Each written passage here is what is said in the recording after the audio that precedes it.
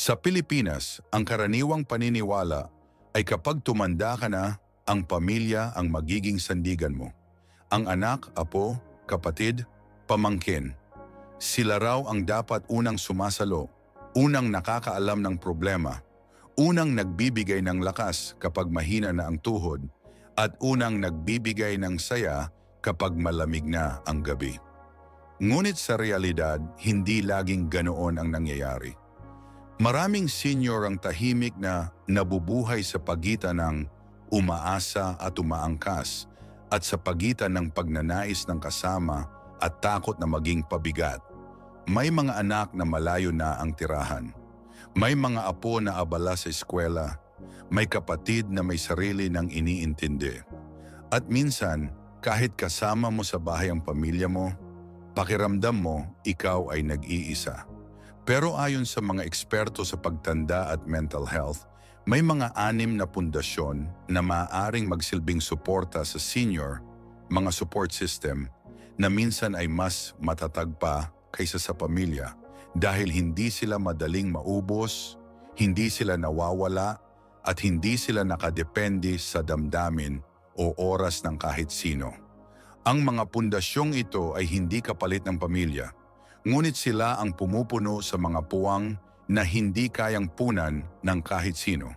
Sila ang nagbibigay ng tibay kung kailan parang wala ka ng masasandigan.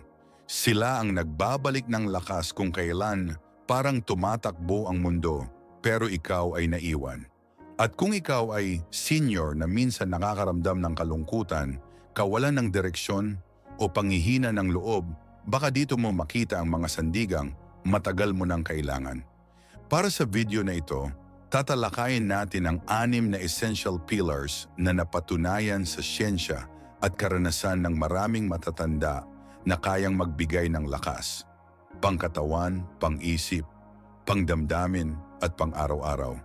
At bawat isa, sasamahan natin ng totoong kwento, totoong karanasan at praktikal na paliwanag kung paano ito nakakapagpahaba ng lakas, sigla at kalidad ng buhay ng isang senior. Kung handa ka ng malaman kung ano ang maaaring bumuhat sa iyo kapag hindi sapat ang suporta ng pamilya, i-comment mo ang salitang "lakas ko'y buo" para malaman naming nakikinig ka at para suportahan pa ng komunidad natin ang iyong paglalakbay. Ngayon, simulan na natin ang unang pundasyon. Unang pundasyon, ritual sa katawan, ang galaw na hindi ka iwan. Si Mang Celestino ay 68 taong gulang, hindi na bata pero hindi rin matanda sa puso. Noong kabataan niya, kalabaw ang kasama niya sa bukid. Lakas ng bisig ang puhunan at pawis ang kabuhayan. Pero ngayon, karamihan sa oras niya ay ginugol sa paghihintay. Paghihintay ng anak na dumalaw, paghihintay ng apo na tumawag, paghihintay ng kung anong magpapasaya sa araw niya. Isang hapon habang nakaupo sa harap ng bahay, inabot siya ng halos 1 oras na katahimikan. Wala siyang kausap, wala siyang bisita, kahit man lang huni ng ibon, bihira. At doon niya naramdaman ang bigat sa dibdib. Hindi dahil sa sakit, kundi dahil sa pakiramdam na unti-unti siyang naluluma sa mundo. Pero nang tumayo siya para kumuha ng tubig, may napansin siyang kakaiba. Medyo mas magaang ang pakiramdam niya kapag gumagalaw. Parang may kaunting lakas na bumabalik, kahit saglit lang. At sa unang pagkakataon, pumasok sa isip niya ang tanong na, paano kung ito mismo, ang paggalaw, ang magbabalik sa sigla ko? Kinabukasan, nagdesisyon siyang subukan. Hindi malayo ang nilakad niya, 5 minuto lang sa simula. Sa dulo ng kalsada, tumigil siya, huminga ng malalim at marahang bumalik. Hindi siya namayat kinabukasan, hindi siya biglang naging malakas. Ngunit may isang bagay na nangyari, gumanda ang pakiramdam niya. Ayon sa siyensya, ang paggalaw, kahit kaunting-kaunti, ay isang ritual na hindi nangangailangan ng ibang tao. Hindi ito kailangang sabayan ng anak, ng kaibigan, ng apo o ng asawa. Ang katawan mo ang magiging kasama mo. Ang bawat hakbang mo ang magiging kausap mo. At sa edad na 60 pataas, ang paggalaw ay hindi lang ehersisyo. Ito ay pundasyon ng kalusugan na hindi ka iiwan hanggat kaya mo pang umusad ng kahit isang hakbang. Sa isang pag-aaral mula sa National Institute on Aging, lumabas na ang mga taong lampas 60 araw-araw ay naglalakad ng hindi bababa sa 10 minuto ay mas mababa ang tsansa ng biglaang pagkahilo o pagkadapa. Mas mababa ang risk ng heart attack. Mas magandang circulation ng dugo. Mas malinaw ang pag-iisip. Mas masarap ang tulog. At mas mababa ang antas ng lungkot. Hindi ito tungkol sa bilis. Hindi ito tungkol sa layo. Ito ay tungkol sa kakayahan mong ipaalam sa katawan mo na buhay ka pa. Na may lakas ka pa. Na may direction ka pa. Sa Pilipinas, maraming senior ang nagdurusa sa kawalan ng galaw, hindi dahil tamad, kundi dahil nalulumbay. At kapag malungkot ka, bumibigat ang katawan. Kapag bumibigat ang katawan, mas ayaw mong gumalaw. Kapag mas hindi ka gumagalaw, mas lumulubog ang lungkot. Ito ang tinatawag ng mga doktor na kalungkutan ng hindi kumikilos. At ang tanging panlaban dito ay mismong galaw na galing sa iyo. Si Mang Celestino, pagkalipas ng 2 linggo, ay hindi na 5 minuto lang ang nilalakad. Ginawa niyang 10, pagkatapos ay naging 15 at sa tuwing nakikita ng mga kapitbahay siya, nakikita nila ang pagbabago. Mas tuwid ang likod, mas maliwanag ang mata, mas magaan ang ngiti. Hindi niya sinasabi sa mga anak niya, pero sa sarili niya alam niya, hindi ako naglalakad para humaba ang buhay ko. Naglalakad ako para hindi ko maramdamang ako'y mag-isa. At ang pinakamaganda sa lahat, ang ritual na ito, ang galaw ay hindi nagagalit, hindi nagtatampo, hindi tumatanggi. Kahit kailan ka magsimula, kahit gaano ka kabagal, kahit ilang minuto lang, tatanggapin ka nito. Ito ang pundasyong mas matatag paminsan kaysa anumang tao. Ang sariling katawan mong gumagalaw para iligtas ka sa paghina. Ang ritual na hindi nangangailangan ng pera, gamit o kasama. Ang galaw na nagbubukas ng pinto sa lakas, sigla at pag-asa. At tulad ng natuklasan ni Mang Celestino, kapag gumagalaw ang katawan, gumagalaw ang buhay. At kapag gumagalaw ang buhay, hindi ka kailanman mawawala ng lakas. Ikalawang pundasyon, kaayusan at ritmo ng araw-araw. Si Aling Rosenda ay 74 na taong gulang, balingkinitan, tahimik at laging maingat sa bawat galaw. Noong kabataan niya, araw-araw puno ng tao ang bahay nila. Mga anak na naghahabulan, kapitbahay na madalas dumadalaw, at asawa niyang laging may bit-bit na tinapay pag-uwi. Pero ngayon, ang tanging tunog na madalas niyang marinig ay ang paggaspas ng kurtina at pagpitik ng lumang kisame. Hindi niya ito sinasabi sa kahit sino, pero minsan, kapag lumalalim ang gabi, nararamdaman niya ang kakaibang lungkot, yung hindi namimilosopiya, hindi nagsisisigaw, pero naroon lang. Nakaupo sa tabi niya, tahimik na nagpapaalala na mag-isa na siya sa karamihan ng oras. Isang araw, habang nakaupo sa may bintana, napansin niyang halos wala na siyang ginagawa. Bumabangon siya kapag gusto niya, kumakain kapag naaalala niya, natutulog kung kailan dumadapo ang pagod. At doon siya natauhan. Siguro kaya mabigat ang bawat araw ko? Kasi wala na akong sinusunod na ritmo. Kinabukasan, kinuha niya ang lumang notebook na nakaturok sa dulo ng aparador. Nilinis, pinunasan, at nilagyan ng petsa. Tapos nagsulat siya ng 3 bagay. Gumising bago magsyam. Maglakad sa labas ng bahay. Uminom ng tubig bawat umaga. 3 napakasimpleng bagay. Pero sa sumunod na araw, sinusunod niya iyon. Ayon sa mga eksperto sa healthy aging, ang ritmo ng araw-araw o structured routine ay isa sa pinakamalakas na sandigan ng senior. Hindi dahil mahirap, kundi dahil kalmado. Kapag alam mo ang gagawin mo sa umaga, hindi ka nagigising na parang lumulutang. Kapag alam mo ang susunod mong hakbang, hindi ka napupuno ng lungkot o bagot.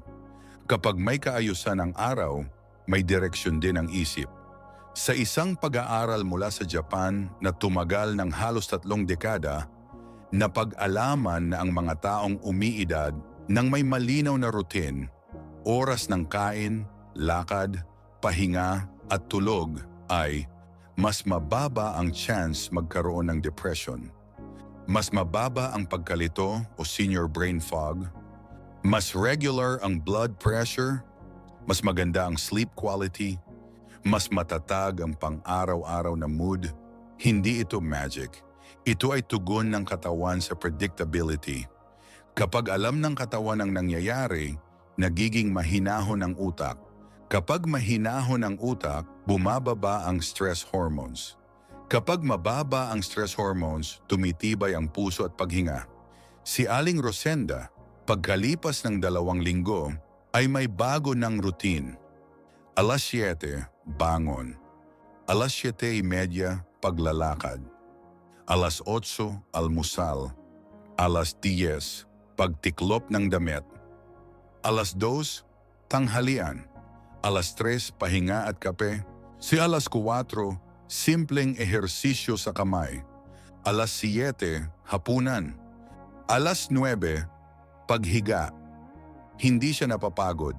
Hindi rin siya nagmamadali. Pero nararamdaman niya ang katatagan sa bawat araw. Parang may invisible na kamay na humahawak sa balikat niya at nagsasabing, "Nandito ako, may gagawin ka, may direksyon ka." Kapag may routine, hindi ka tinatangay ng emosyon, pagod o lungkot. Ikaw ang humahawak sa araw mo, hindi ang araw ang humahawak sa iyo. Ang pamilya ay maaring hindi laging nasa tabi mo upang sabihan kang kumain o uminom ng tubig. Ang mga anak ay maaaring hindi makapag-remind na maglakad o magpahinga. Ang mga apo ay maaaring abala sa sariling buhay nila. Pero ang ritmo ng araw-araw, ang iyong sariling disiplina, ay isang pundasyong hindi nangangailangan ng oras ng iba. Ito ay sandigan na ikaw mismo ang bumubuo, ikaw ang nagtataguyod, at ikaw ang nagpapatibay. At alam ni Aling Rosenda ang katotohanan ito. Kapag wala kang sinusunod na ritmo, ang araw mo ay parang alon. Minsan mataas, minsan malakas, minsan malungkot, minsan walang direksyon. Pero kapag may routine ka, ang puso mo ay nagiging kalmado, ang isip mo ay nagiging malinaw, ang katawan mo ay sumasabay sa pagkakasunod-sunod ng bawat gawain. At sa edad na lampas 60, ang bawat maliit na kaayusan ay parang haligi, nakakaganda ng mood, nakakabawas ng takot, at nakakapagbigay ng lakas na hindi kayang ibigay ng kahit sinong tao. Ito ang ikalawang pundasyon. Tahimik, simple, pero napakalakas, ikatlong pundasyon, kaalaman at pagkakausap sa sarili. Sa lakad ng buhay, madalas nating marinig ang payo na makipag-usap ka sa pamilya mo. Sabihin mo ang nararamdaman mo. Idaan mo sa kwento ang bigat ng dibdib mo. Maganda yon, oo. Pero hindi lahat ng senior ay may taong handang makinig. Hindi lahat may anak na malapit. Hindi lahat may asawa pang kasama. At kahit meron, minsan hindi mo masabi ang totoong nararamdaman mo dahil ayaw mong makadagdag ng problema. Kaya sa edad na lampas 60, may isang uri ng suporta na hindi masyadong pinag-uusapan. Isang pundasyong hindi mo kailangan hanapin sa labas dahil nasa loob mo na. Ito ang pakikipag-usap sa sarili. Si Lolo Hernan, 80, ay matagal ng balo. 10 taon na ang lumipas mula nang mawala ang asawa niyang si Corazon, pero hindi pa rin niya makalimutan ang ngiti nito. Minsan kapag umuupo siya sa lumang silya sa may pasimano, kinakausap niya ang sarili. Mahina lang, halos bulong, pero malinaw ang intensyon. "Kamusta ka na, Hernan? Masakit pa ba ang tuhod mo?" "Oh, nakalakad ka ngayon. Magaling. Hindi mo naman kasalanan kung nalulungkot ka. Tao ka lang. Maraming nakakaalam ng ginagawa niya. Marami ring hindi. Pero si Hernan, hindi niya ikinakahiya. Alam niyang ang mga salitang binibitawan niya sa sarili ay hindi pangkaawa, ang mga iyon ay pagpapalakas. Ayon sa pag-aaral ng mga psychologist mula sa Stanford University, ang kakayahang kilalanin ang sariling iniisip at nararamdaman at kakausapin ang sarili ng may kabutihan ay isa sa pinaka-epektibong paraan para mapanatili ang mental stability sa pagtanda. Kasama rito ang pag-amin sa nararamdamang lungkot, pag-unawa sa sariling limitasyon, pagpayag na magpahinga, pag-encourage sa sariling bumangon, pagbigay ng papuri kahit maliit lang ang nagawa, at higit sa lahat, ang pagpapatawad sa sarili. Sa Pilipinas, maraming senior ang lumaki sa kulturang bawal malungkot, bawal umiyak, bawal magpakita ng hina. Dahil dito, maraming mga matatanda ang lumalaking tahimik ang paghihirap at ang katahimikang yon, kapag walang outlet, ay nagiging bigat sa dibdib, sakit ng ulo, at minsan pagkawala ng gana sa buhay. Pero ang pakikipag-usap sa sarili ay parang pagkuha ng hangin na nakulong ng napakatagal. Kapag binuksan mo, gumagaan. Kapag inamin mo, lumaluwag. Kapag narinig mo ang sariling salita, nagiging malinaw ang dapat mong gawin. Hindi ito kabaliwan. Hindi ito senyales ng pagkawala ng bait. Sa katunayan, ayon sa mga eksperto, ang mga taong kayang kausapin ang sarili ng may respeto at pag-unawa ay mas mababa ang risk ng depression, anxiety, at kahit cognitive decline. Si Lolo Hernan, araw-araw iniisa-isa niya ang damdamin niya. Kapag masakit ang katawan niya, sige lang Hernan, parte yan ng buhay. Kapag nakaramdam siya ng lungkot, hindi ka nag-iisa, na dito pa rin si Corazon sa alaala. Kapag nalulungkot siya sa tahimik na bahay, may araw pa bukas, magkape muna tayo. Hindi niya kailangan ng audience, hindi niya kailangan ng validation. Ang kailangan lang niya ay boses niya mismo, isang paalala na buhay pa siya, may halaga pa siya, at may kakayahan pa siyang alagaan ang sarili niya, kahit walang ibang gumagawa para sa kanya. At ito ang dahilan kung bakit ang self-awareness at self-dialogue ay itinuturing na isang pundasyon. Hindi ito nawawala. Wala itong hinihinging kapalit. Hindi ito umaasa sa oras ng iba. Hindi ito umaalis. Hindi ito napapagod. At hindi ito nagiging pabigat. Ikaw lang at ang sarili mo. Isang ugnayang hindi kayang sirain ng panahon, distansya o pag-iisa. Sa edad na lampas 60, ang pakikipag-usap sa sarili ay hindi simpleng inner voice. Ito ay personal na gabay, mental anchor, emosyonal na unan, at madalas pinakamalakas na suporta na hindi nakikita ng mundo. Pero ikaw ramdam na ramdam mo, ito ang ikatlong pundasyon, tahimik, hindi napapansin. Pero matibay na matibay, ikaapat na pundasyon, komunidad at maliliit na koneksyon. Sa pagtanda ng isang tao, unti-unti niyang napapansin na lumiliit ang mundong dati-rati malawak. Noong kabataan, araw-araw may kausap, araw-araw may lakad, araw-araw may kailangan puntahan.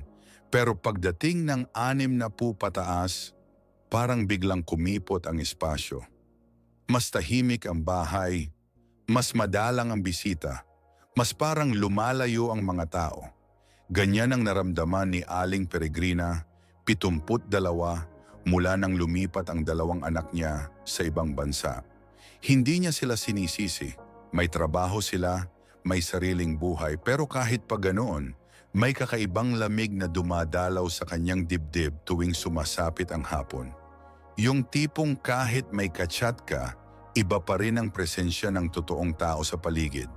Isang araw, pinilit niyang lumabas para bumili ng kamatis sa palengke. Mabagal ang lakad niya, pero tuloy-tuloy. Pagdating niya sa tindahan ng kilalang magtataho, ngumiti ang tindera at nagsabi, Ay, Nanay Peregrina, ang tagal niyong hindi dumaan. Kumusta po kayo? Isang simpleng pangungumusta, isang simpleng ngiti, isang simpleng salita. Pero sa puso ni Peregrina, para iyong mainit na kape sa malamig na umaga. Mula noon napansin niyang may iisang bagay na mas malakas minsan kaysa sa mismong pamilya, ang komunidad. Mga taong hindi niya kadugo, pero nagbibigay ng presensya. Mga taong hindi niya kapamilya, pero nagbibigay ng pakiramdam na nakikita pa rin ako. Ayon sa Harvard Study of Adult Development na tinaguri ang pinakamahabang behavioral study sa mundo, ang mga taong may kahit dalawang regular na koneksyon, kahit hindi kaibigan, kahit hindi ka anak, ay may mas matatag na emosyon. Mas mababang stress levels, mas magandang mental clarity, mas mababang risk ng depression, and mas mataas na kalidad ng buhay sa pagtanda. Hindi ibig sabihin ay kailangan mo ng maraming kakilala. Ang kailangan mo lang ay tunay na presensya. Sa kaso ni Aling Peregrina, ang presensyang iyon ay galing sa tindera sa palengke, kapitbahay na nag-aabot ng gulay, batang nagmamano sa kanya, guard na bumabati tuwing dumadaan siya, at tinderong nagtanong kung, "Kumusta po ang tuhod niyo ngayon?" Wala sa kanila ang kapalit ng pamilya, pero ang bawat isa sa kanila ay parang maliliit na haligi na humahawak sa kanya tuwing medyo nanghihina ang loob niya. Sa pag-aaral sa Italy at Greece kung saan maraming centenarians, lumabas ang isang nakakagulat pero malinaw na pattern. Ang mga matatandang tumatagal ng malakas at masaya ay hindi laging nakatira kasama ang pamilya. Pero halos lahat sila ay may komunidad. Minsan ito ay maliit na grupo sa kapilya. Minsan ito ay mga kasabay maglakad sa umaga. At minsan ito ay tindera sa sari-sari store na laging nakangiti.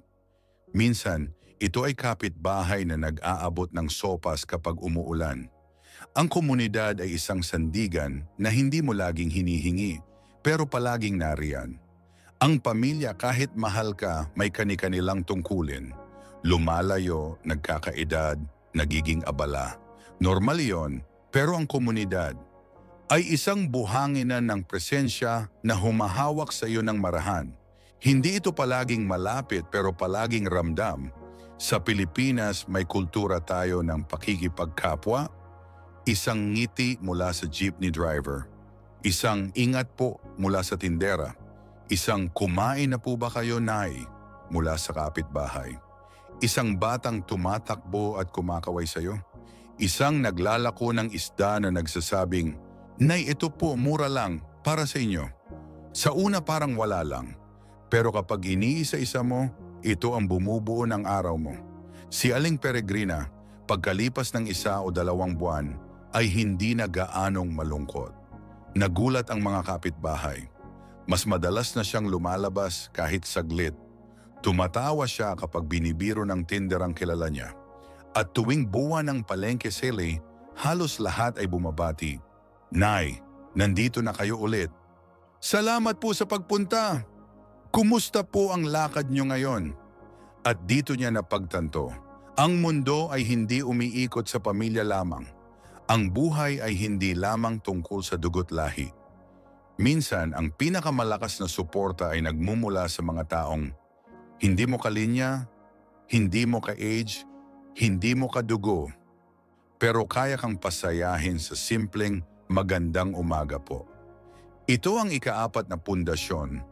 Komunidad, ang sandigang hindi mo palaging hinihingi, pero palaging dumarating sa tamang panahon. Ika-5 pundasyon, pananaw, ang lakas ng positibong isip. Sa edad na lampas 6 na po, maraming bagay ang hindi na natin kontrolado. Ang bilis ng mga tao, ang pag-alis ng mga anak, ang pag-abala ng mundo, ang paghina ng tuhod, ang pagtrangkaso tuwing tag-ulan, ang paglimot sa ilang detalye, ang pag-iiba ng mga ugali ng tao. Ngunit may isang bagay na hindi kayang agawin ng panahon, sakit o pag-iisa. Ang pananaw, Ito ang ikalimang pundasyon, tahimik pero napakalakas. Hindi hinahawakan pero gumagalaw sa loob. Hindi nakikita pero nakakaapekto sa puso, hininga, lakas at araw-araw na kalooban. Si Lolo Ernesto, 78, ay kilala sa kanilang barangay bilang Lolo na may ngiti. Hindi dahil wala siyang iniinda. Sa katunayan, halos kompleto ang listahan niya ng iniindang sakit. Alta presyon, arthritis, paminsan-minsang pagkahilo at madalas pang pagod. Pero ang kakaiba sa kanya, hindi nagbabago ang ngiti. Kapag sumakit ang likod niya, sasabihin lang niya, at least gumagalaw pa. Kapag umuulan, sasabihin niya, malamig, mas masarap magkape. Kapag wala pang tumatawag na anak niya, sasabihin niya, ibig sabihin, okay sila. Walang problema. Hindi ito pagiging sinungaling. Ito ay sining ng pagtingin sa mundo sa paraang hindi masakit. Ayon sa maraming pag-aaral sa aging psychology, ang senior na may positibong pananaw ay mas mababa ang stress hormones, mas matatag ang kilusan ng puso, mas kalmado ang paghinga, mas mataas ang tsansa ng mental clarity, mas maganda ang kalidad ng araw-araw na buhay. Hindi ibig sabihin masaya ka lagi. Hindi ibig sabihin tumatawa ka lagi. Ang ibig sabihin ay kaya mong hanapan ng liwanag ang mga bagay na dati nagpapaigting ng lungkot.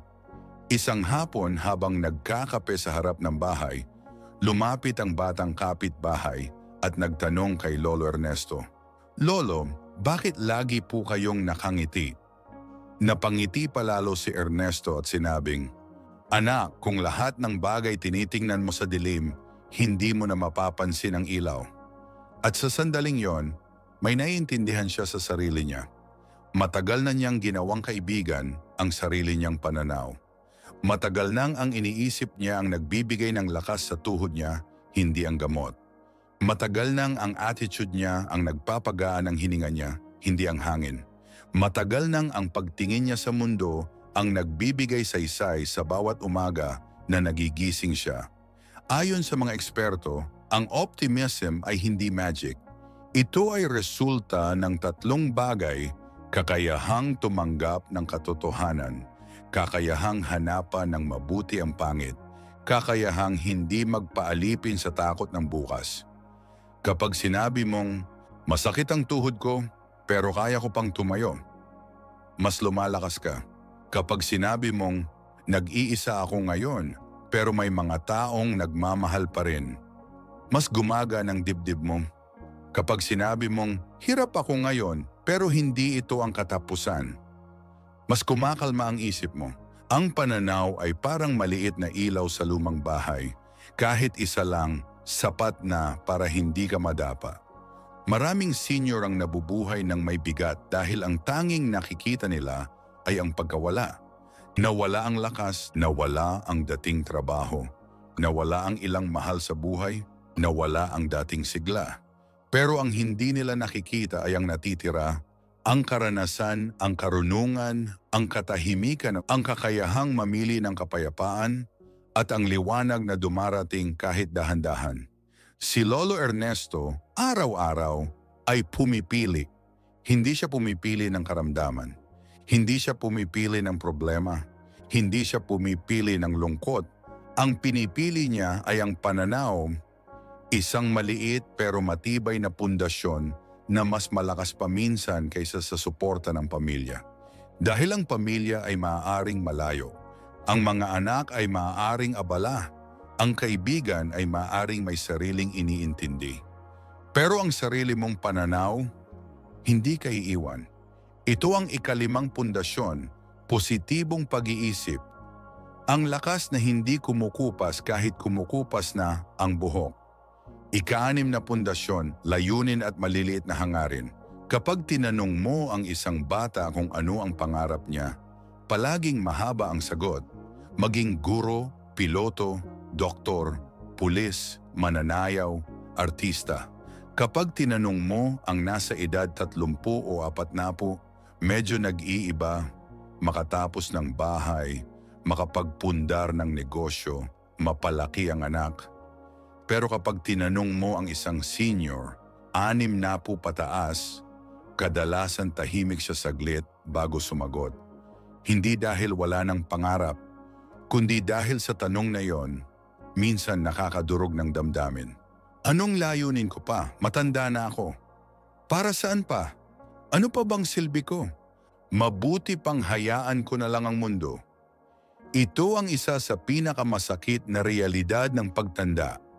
Kapag wala ka ng layuning inaabangan, parang humihina ang buong katawan mo. Parang hindi ka na gumigising dahil gusto mo, kundi dahil kailangan lang. Ngunit ayon sa siyensya, hindi kailanman nawawala ang pangangailangan ng tao na magkaroon ng purpose.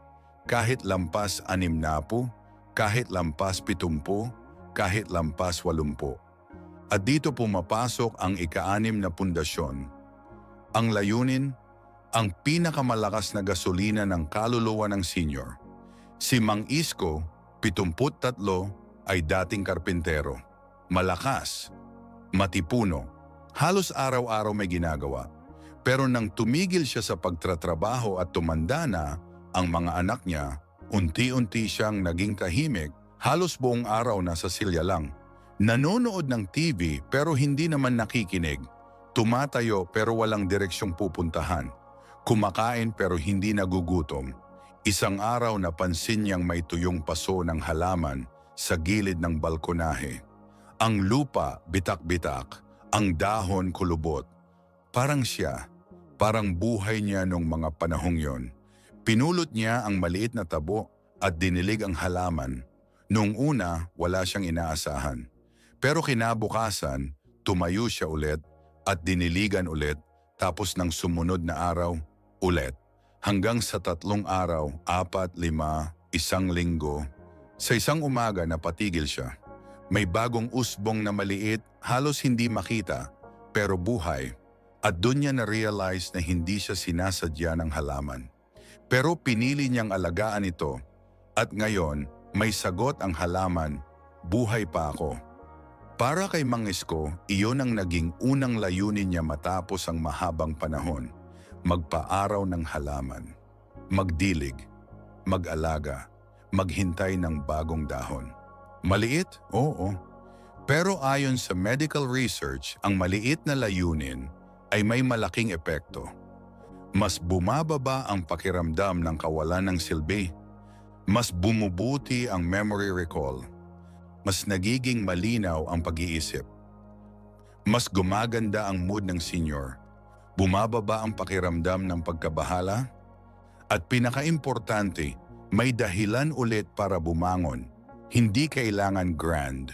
Hindi kailangan extraordinary. Hindi kailangan na tipong pangarap ng kabataan. Ang kailangan lang ay maliit na bagay na nagsasabing, may ginagawa ka pa. May inaabangan ka pa. May bagay pa sa mundong ito na umaasa sa'yo. Si Mang Isko pagkalipas ng 2 buwan ay hindi lang halaman ang inaalagaan. Mayroon na siyang 3 paso ng sili, 2 paso ng kamatis at ilang halamang gamot. Araw-araw siyang gigising ng may tinutungo. Araw-araw may ginagawa siya na alam niyang siya lang ang magagawa. Sa barangay, kilala na siya bilang Lolo Plantito. At kapag minsan may dumadaan at nagsasabing, "Uy, ang gaganda ng halaman niyo." Pakiramdam niya, may tumaba na namang bahagi ng puso niya. At dito lumilitaw ang pinakamalaking katotohanan. Ang layunin ay hindi binibigay ng mundo. Hinahanap mo at pinipili. Maaring layunin mong magdilig ng halaman, magwalis sa umaga, maglakad araw-araw, magsulat ng 3 linya sa notebook, tumawag sa isang tao linggo-linggo, gumawa ng sopas tuwing Miyerkules, magdasal tuwing 7:00, magsaing ng tama, mag-aral ng bagong bagay, matutong gumuhit, pag-alaga ng pusa, magpahinga ng may oras, maliit man pero pag pinagsama-sama, ito ang bumubuo ng direksyon ng isang senior.